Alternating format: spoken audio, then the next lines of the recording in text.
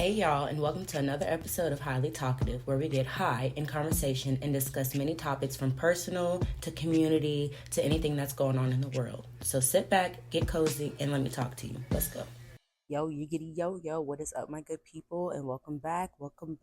As always, I'm very appreciative that you guys have joined in with me. Today is Monday, July 20th, and your girls got some topics that I want to discuss and jump into, want to talk about, give y'all a little life update, whatever, chitter chatter. So as always, I'm going to give you guys the topics that I want to discuss, and then, of course, my ADHD brain, wherever that takes us, will follow. If we come back to topics, we will. If not, forgive me. We'll catch back up to them regardless. So kids developing at their own pace, because me and my best friend was having a conversation while we were FaceTiming, and it kind of just it's like, oh, let's make this a topic. Having an adult mindset now, I kind of realized this little shift that I had in thinking, and I loved it. So I'm really trying to apply what I felt to really make it all click. My spiritual journey, and not realizing that there are other people out there that are experiencing the same things as me. I was following up on a podcast that I subscribe to on Apple Podcasts. I don't remember the podcast name. I don't remember who is the podcaster.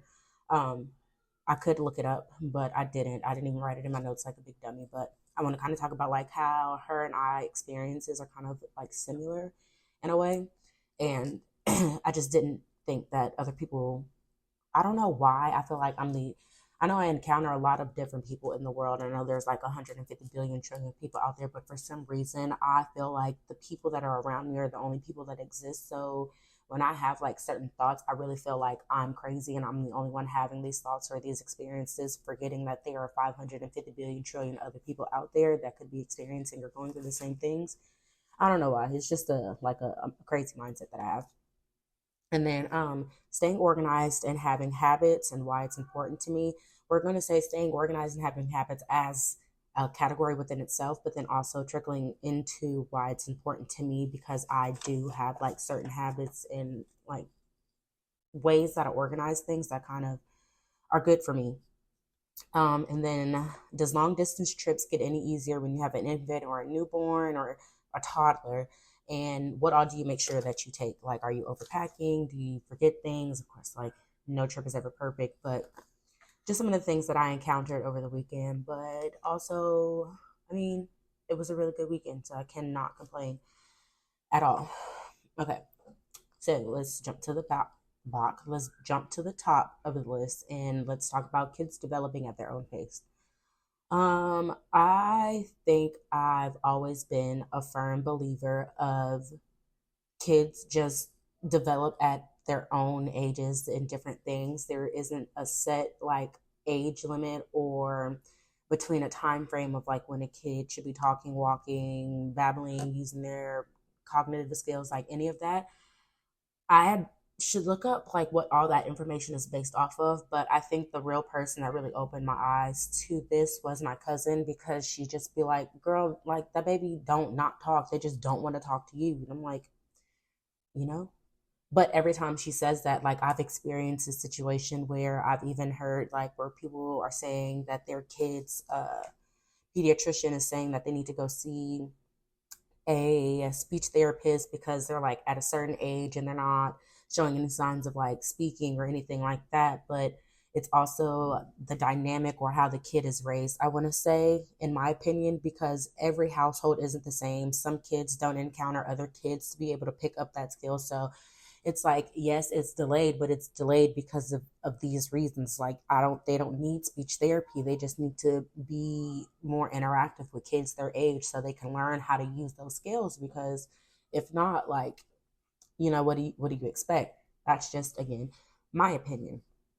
So in general, I just think when it comes to that, society has us believing that all kids develop at the same rate, which in reality, I just don't think that that's factual.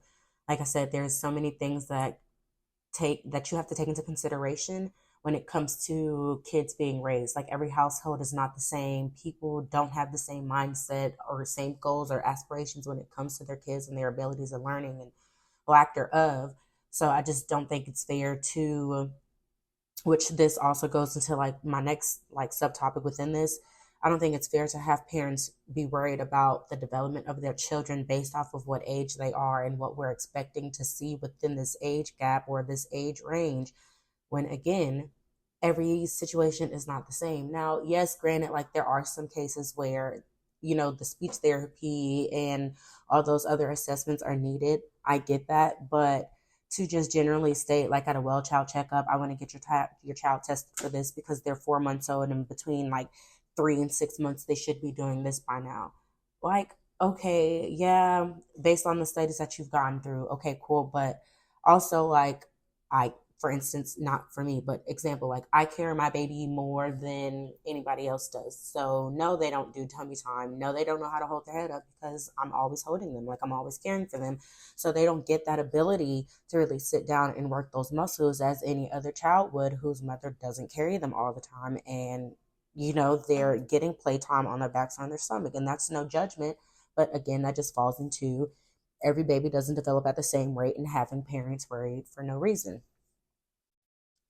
Okay.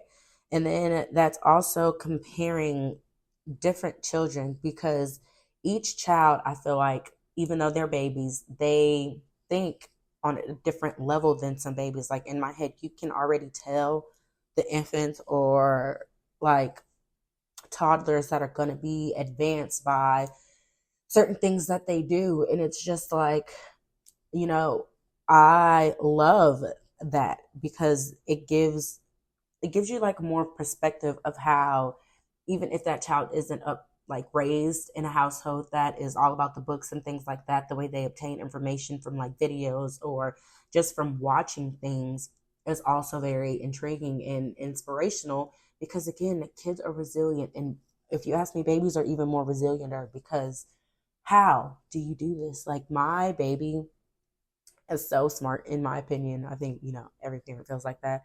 But she just turned 4 months old not too long ago.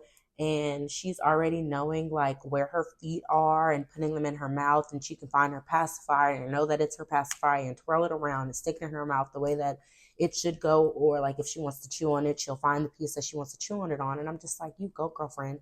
But again, also, I don't pay attention to what developments that she should be in at this age gap or at this age range, because at the end of the day, I don't want it to scare me into thinking that something is wrong with my baby when in actuality there's not.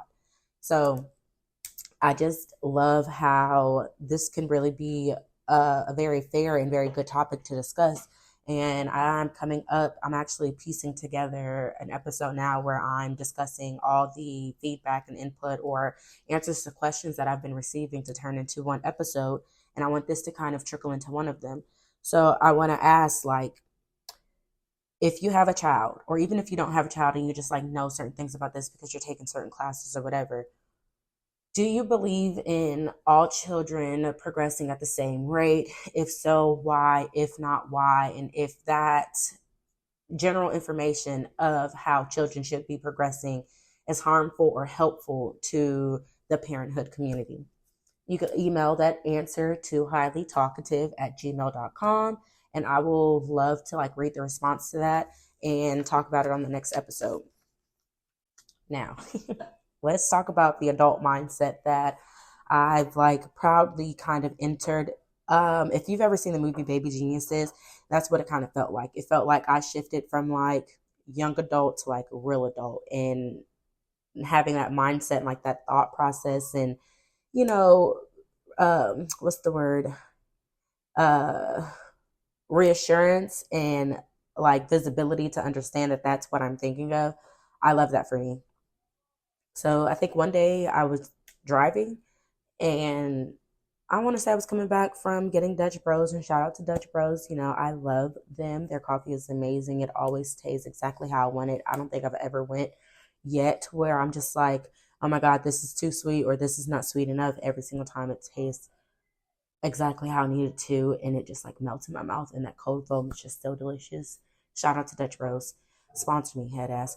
But anyways, I was driving back, like I said, from getting Dutch Bros, I believe, and I was just like thinking to myself, like, I don't think I really have any adult goals. And if I did have adult goals, what would these goals be, and in what time frame would I want to meet them. And speaking of this, also, I need to write this down.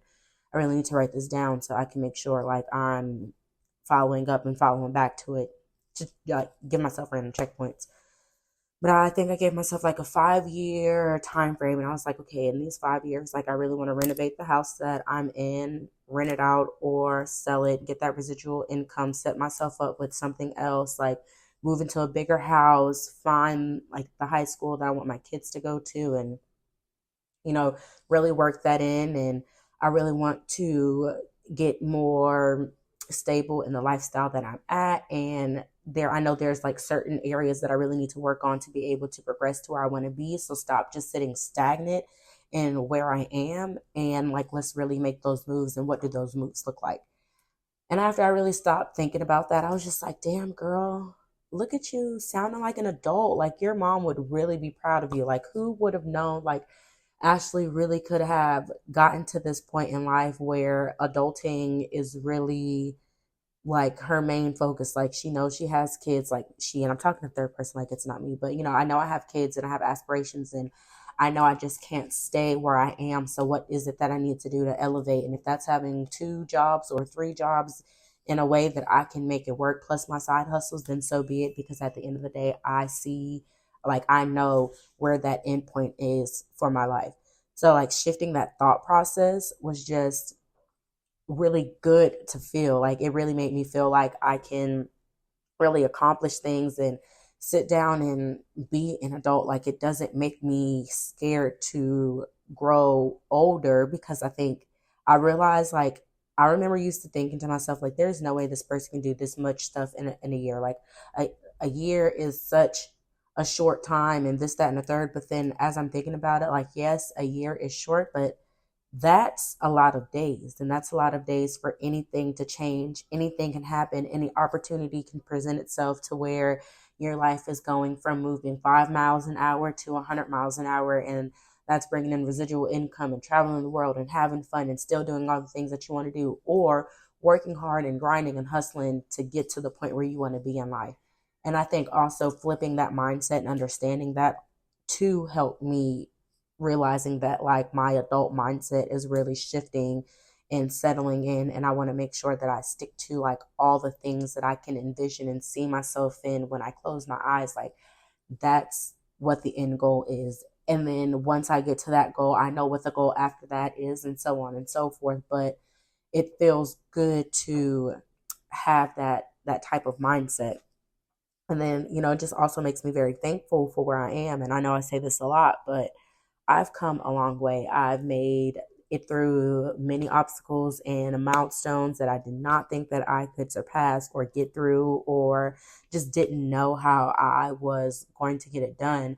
And like, through the grace of things and with the help of my ancestors and my support and all things, like how the universe just worked, I was able to prevail and learn things that I can teach to other people when it comes to like certain situations, and then just digest it all and learn how to make things work for me and making me wiser for the future. Like, it helps me open up to see, this is what like my mom was talking about when, she was saying, when you experience things, like, you'll learn like how to cope, like coexist with stuff, or you'll learn how to work things or make things work for you. Like, I don't know how to put it in terms to make it click right now. Once I do, or if I do, by the time this episode is over with, I'll circle back to it. But having this adult mindset in general just feels like a really good thing. And I just want to make sure that I do what I need to do and stick to what I envision, like stick to doing what I know I need to do to get to where I envision, and learning the things, and, possibly running into failures, but that also teaching me how to become successful in the long run. I just know that the factor of having an unknown is not there anymore. Like, that unknown went to knowing, and it just feels really good for myself, especially for where I am in life. And I have so many more years to go. And I just think about time and how time is of the essence, and it's precious, and it goes slow, but it also goes fast at the same time. So we just have to make sure that we are enduring every second and making every moment, worthwhile. It was just a really good thought process for me to have. Like I said, I love when I have things like that go on in my mind and then stuff just clicks and I'm really able to just, I don't go with the flow. We'll just say that. I'm able to really just go with the flow and learn and understand at that point in time, like what it is that my life feels like has meaning and what I need to do or what I feel like I need to do to get there. Of course, the plan isn't always going to be 100% because show me a plan and I'll show you why you shouldn't make one type thing. But I know the goals that I have to get to where I want to be. Now, my spiritual journey and realizing that I'm not the only one that's going through it. Like there's other people that also experience what I'm experiencing. But like I said, I have like this thought process and I don't know why. It could be like a young thought process to me, but I feel like the people that I encounter or where I am, we're the only people that exist. Like I know there are many different continents, countries, and people, and all those things. But for some reason, when it comes to my thought process, it's just like in front of my face is the only thing that matters. Out of sight, out of mind type thing. So when I was listening to this podcast and this lady was basically discussing how she's going through her spiritual journey and she used to, be in the church heavy because of her parents, but then she felt like that just wasn't her scenery because of certain things that she was trying to do when it came to that religion and it wasn't working for her. So she just, kind of took a real big step back and tried doing spirituality. And she's like learning all the things when it comes to the spirituality and what feels right to her. But even that is hard to an extent. It kind of resonated with me very well because I too was, raised in a church. I didn't know I too was raised in a church. Sorry, y'all, got tongue tied. And I too, would say I didn't understand like there is a spirituality, there is, religion. They do kind of coincide with one another. It's just a type of different practice, if you ask me. And like I said, when I was younger, I didn't understand that there was a such thing as spirituality. I would kind of hear about it, but it would kind of like go over my head because nobody in my family really talked about being spiritual. There was always like a type of religious background somewhere. So like as I grew older and I kind of grew into myself and I realized like going to church just was really never my type of thing. I can't tell you much about the Bible. I can't really, verse a scripture or give it to you word by word or tell you what book and all that. I can't tell you that because it's just, I would say really just not interesting to me. And I know I don't want it to sound harsh because no disrespect to anybody else, but that is just not interesting to me. What's interesting to me is understanding like there is an intuition and an instinct and that little voice that I hear inside of my head. I'm not crazy because that's like the universe speaking to me in a sense, in a way of me to like try to follow and, do all the things where it should be deemed necessary for me to flow. So as long as I follow that path, if I disrupt or don't listen to that path, of course I'll have consequences. But then again, that's all about like learning with a failure and all of this. But when it comes to me, I'm more spiritual. So hearing her discuss these like same things that I feel like I was going through and I've experienced, and I'm just like, it feels really good. And hopefully, I should probably try to like reach out and see if we can kind of have a discussion about this because you never know, who's available to speak or like what you can learn from one another or the things that you guys can talk about or again, how to make a connection with somebody to progress somewhere. But again, it just felt really good. And I feel the universe works in mysterious ways because I, like I said, had that feeling, but then I hadn't listened to her podcast in a long time. And I think I was listening to a podcast on the way on our road trip or somewhere. And it had came on right after the Breakfast Club podcast. And I just listened to it because it's like, damn, I haven't heard one from her in a while. And she was basically just, discussing how she took a break and trying to find her spirituality and like where she sticks between spirituality and religion and this, that, and third. And I'm just like, girl, yes, I feel you. Like, come through, sister girl, because I feel that 100,000%. Okay, me and you are here. You and me, we're one. Now, that's kind of like all I had for that. But switching it up to the next topic, and I'm going to talk about looking for or looking up baby products. And I don't know if I put this on the topic of what we were going to discuss earlier in the podcast, but let me tell you something. I've always been like a baby product junkie. Okay. And I've always said, like, if I ever have a girl, she's going to be like ruffled out, hair bowed out. Like, I love the bows. I love all things girly, but I'm also a tomboy, which is why it's perfect for me to have two boys and a girl because fulfill my inner everything when it comes to that. Like, I can be rough, but I can also be girly at the same time. Like, I was a cheerleader, super girly, but I also did sports, and I was rough and tough, and you couldn't tell which version of me you were getting. And me being older now, looking back on that, I love that about me. Very versatile. Like I said, you wouldn't know what version of me you were getting, but either way, it was gonna be like both of them, and just you don't know which one is showing on the outside or which one is showing first. But looking up baby products, okay, it's so crazy to me because for one, I'm just like, have baby products always been this expensive? Because like I said, I have a 9 year gap between my youngest and my middle son now, and I don't remember what the price of any products used to be. I think I was like very kind of like natural in a sense when it came to my middle son. I used cloth diapers, so I didn't really have to buy diapers. Now, granted, my baby now is only 4 months old, but she hasn't. I think she's went through 3 or 4 boxes of like big diapers. To be honest with you, since she's been born, and I changed my baby a lot, but I don't. Okay, maybe yeah, I don't know. It hasn't been on two hands yet how many diaper boxes that she's been through, if that makes sense.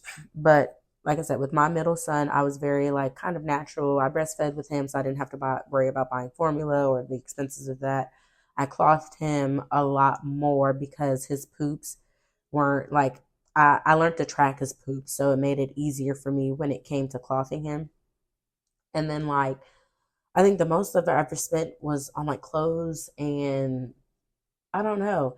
But even then, like I said, it was 9 years ago, so I can't really recollect much. But there are so many new gadgets now, and I love like the good baby stuff.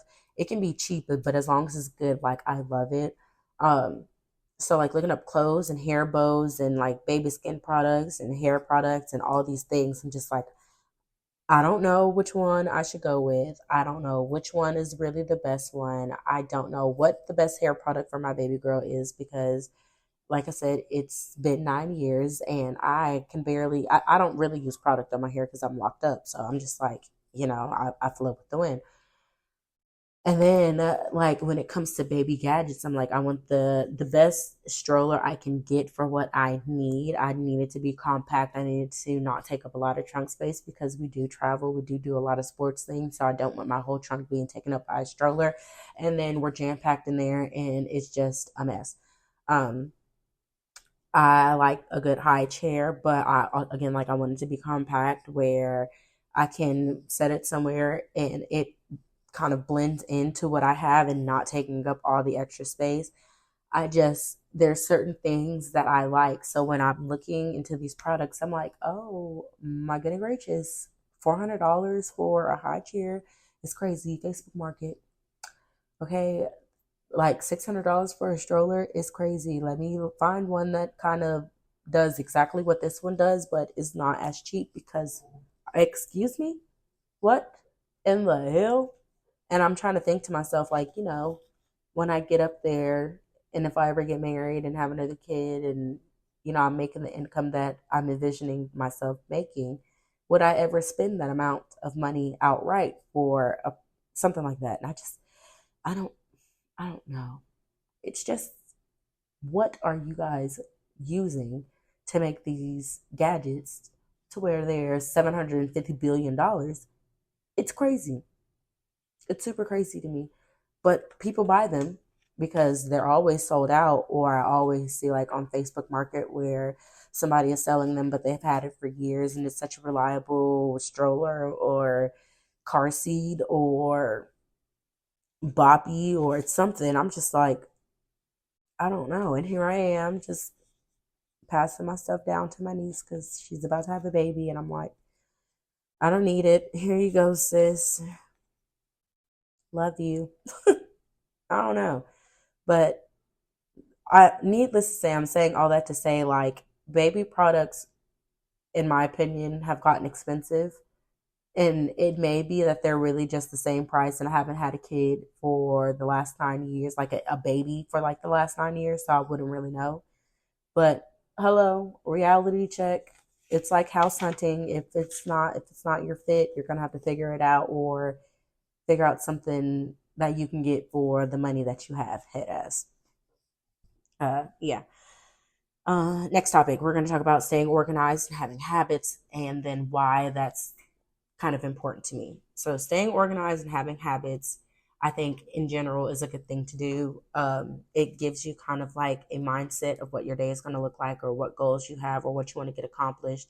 And I think that's important to wake up and do daily so you can kind of set like little goals for yourself. And once you accomplish them, you feel really good, but you're also putting some type of progress in your work ethic, your job, your housing, or anything like that. I do this for me, and I've been doing this a really long time. I have a habit of doing my daily affirmations. I've been doing this now for, I think I started in like 2019. So we're knocking on what, for 6 years, and it's just been working for me. And then it also taught me that I can really stick to something. So then I started developing these habits of like waking up early, going to the gym, or at least making it to the gym every day. And I was able to do that for 3 years straight once I kind of developed that habit. Because I remember saying to myself, like, I don't want to be like this certain size. I want to be able to feel comfortable in the skin that I was in. It took a lot of work, but once I got there, like, I wanted to keep it. And like I said, that taught me that I could develop that habit of working out and staying consistent with something. So that was just really good for me to have. Like, even when I was pregnant, I worked out maybe up until about 4 weeks before I had given birth to my baby girl. And then I'm trying to regain that habit back, but it's kind of hard for me at the moment because I'm a single mom. I have a newborn.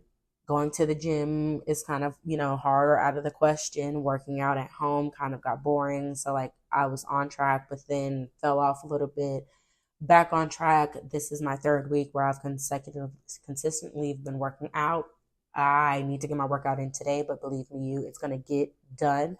It's even gotten to the point where I wasn't able to get a workout in for one of the days that I was working out. So at football practice, I took my weight and I did my leg workout. And again, I was just really proud of myself because it just gives me a habit and something to stick to and just continue to develop with. And I want to continue to add to that. I don't want to put too much on my plate and, put a lot of pressure on myself, but I do want to give myself other habits to allow myself to become successful, because I've learned that I was successful in working out for this amount of time and successfully seeing the results that I wanted to see. So I know that that can be done, and successfully doing my daily affirmations and letting it feed into how I feel about life and what the universe has been providing to me. So, and journaling. Oh, y'all, I can't tell y'all how long I've been journaling. I have loved a journal, stationaries, or whatever since I was about like 7 or 8 years old. I wish I would have kept all the journals from then so I could literally go back and just bask in how young I was and like what my imagination was like, or the quote unquote troubles I thought I was going through at the time or whatever like that. And of course I didn't, but that's okay because I have these now and I know I want to do with them. But journaling has also been another habit that I've had. Sometimes I had fallen off, but I got back on the wagon, and it's just really therapeutic for me. So that's why it's really important for anybody to have like any type of habit that works for them. Like I said, I'm going to stack onto my habits, and that also kind of goes into what I'm putting into the works for myself and my brand and all those things. But it just gives me a sense of relief. Like, it really makes me feel like I'm an adult in doing all the good things that I need to do to get to where I want to be. And that's really just like how that is. Now, my last thing I want to talk about is, does long distance trips get any easier alone or when you're with an infant? And like, what all do you take? Okay, this is like my third long distance trip with baby girl. And again, it's just me and my boys. So I try to make sure I'm as prepared as I possibly can be before I'm leaving the house. And that means I'm, keeping her up between a good amount of wake windows, not having her feel overwhelmed or overtired, feeding her a little right before we leave, but not to the point where she's like falling asleep and not being able to burp and then gassy and then irritable. But enough time to where she's fed, she's full, I've burped her. She's kind of like in between being tired but also up. So that way, once I transfer her to the car, she's literally like knocked out and she's good to go. It's worked for me thus far, and that's what I want to continue.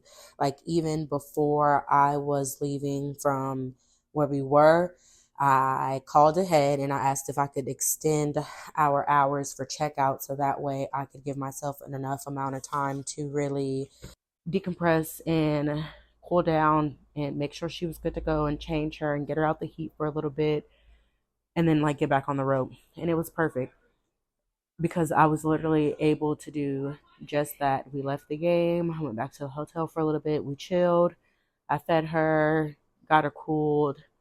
We had already packed the car the morning that we had woke up. So we were really just in the hotel room chilling, and then when the time was up, we had went to go eat, and then we jumped on the road, and she slept the entire time back home, and I was just so thankful. That was that preparation, right? Bringing everything I needed almost worked, and I was so proud of myself because we packed the car, took some extra shit, and like on the way up there, I was like, "Oh hell yeah, I did it!" Like we packed everything, we got out the house in a timely manner. We made it to where we needed to be on time. Like I didn't have to rush. Put a little bit of traffic. She still didn't wake up, but we were still on time. X, Y, Z, all the good things. And then I realized that even though we packed everything, nonetheless, I still forgot the stroller. And I was just like, not stroller, what the hell? I still forgot the wagon. And I was just like, God damn it. I was down on myself for a little bit, but then I was just like, girl, you literally packed everything else that you needed. You left, gas was good to go. You didn't have to stop for gas. Like you did everything right. Like chill out. Like you're not always going to be perfect. Literally the thought process that I had to have myself because I almost spiraled. But then that trip also taught me that there is more stuff that I need to pack when it comes to baby girl because it was pretty hot out there. And she did good. Don't get me wrong. Like, it wasn't like she was overheating or anything like that. But I honestly felt kind of bad because I was just like, I wish you would just be comfortable. Like, I wish you wouldn't even have to go through this. Like, now I have to really figure out, like, how I'm going to make sure you're super comfortable when it comes to us being an actual football season and not just like, these regular tournaments. I need to make sure that my girl is good to go and she's cool and she has all the things that she's needing and she's not overheating and the sun's never a factor and, you know, all the things. This is what I'm thinking to myself. So now I'm trying to figure out what products, which falls into what I just spoke about, what products do I need for her to make sure like she's cool, like the fan, the mister, all those things. I'm also thinking about pumping before I go to a game so that way I can have a bottle and just put it in the cooler for her. And then like other precautions that I can take to make sure that she's good to go and I'm feeling like she's comfortable when we're out there. Um, it was still a little stressful, don't get me wrong, at a point in time, like when we're out on the field and she was crying a little bit, but her brother was such a big help, and so was, the football moms. But even then, like, I feel like I'm bothering y'all because I know y'all are trying to watch the game too. And at the end of the day, she's my responsibility, and I appreciate y'all wanting me to be out on the field with your kids. But, this is my baby. I brought her out here. So, like, I'm on the sideline. I learned my lesson the next day after our first game, and I brought my carrier out there and I had her on the carrier, so it was a lot more manageable for her. But again, that also, I felt like she was very hot, like my body heat. It's hot out in Texas, like she's strapped to me. I don't want again to be the reason why like she's overheating. So, like I said, there's some things that I've learned. I'm going to tweak a little bit, but all in all, I think like as long as you are very precautious about how long you're going to be on the road and all the things that you're about to encounter and the weather and all that, then I don't think every car ride is going to be 100% amazing. I don't think every car ride is going to be what I've been experiencing. I can only hope that it is. But, we'll see. So far, so good. I personally cannot complain, and I'm very grateful of how she's been doing thus far on all the car rides and everything that we've been doing. And I think, I'm just going to cut it there because my girl has woken up and I know I was a little late with this podcast, and I really appreciate you guys. I'm just trying to find the perfect median of when I want to post and how I want to post, and I haven't found that yet. So I do appreciate you guys, bearing with me and still tuning in and all those things. As always, you can follow me on Instagram at highly.talkative. I'm also on Facebook at Highly Talkative. You can follow me and subscribe and listen to me on all major streaming platforms. That's Apple Podcasts, Spotify, iHeartRadio, Amazon, YouTube. You can also go to rss.com and search Highly Talkative and choose the streaming platform you'd like to listen to from there. I also have 2 other businesses that I do for myself. I have Keep It Stashy, where I help with all things in the background of your business. That's promoting social media, flyers, organization, documentation, certain files that I'm able to provide for you for certain services. I'm your girl. You can find me on Instagram at Keep It Stashy, also on Facebook at Keep It Stashy. And then my third business that I have is Sassy Ash Stash, which is all things customs, t-shirts, hats, pins, tumblers, backpacks, anything like that. Vinyl, you name it, I got you. I also do sublimation printing. So there you can find me on Instagram at Sassy Ass Stash. You can also find me on Facebook at Sassy Ass Stash. And as always, I'm very appreciative for everybody that tunes in, that likes, follows, subscribes, download. You guys are so appreciative. Thank you for all the love that you've been giving me. And like I've always said, it takes nothing to just share me. If you know somebody who would like my content, or that somebody can reach out and provide me with some feedback, holla at me. I love constructive criticism. You guys have a great week. I know it was late on a Monday, but don't ever let anybody deter you from what you know you can do. Write it down, make a plan. You're amazing, and y'all have a great week. Holla!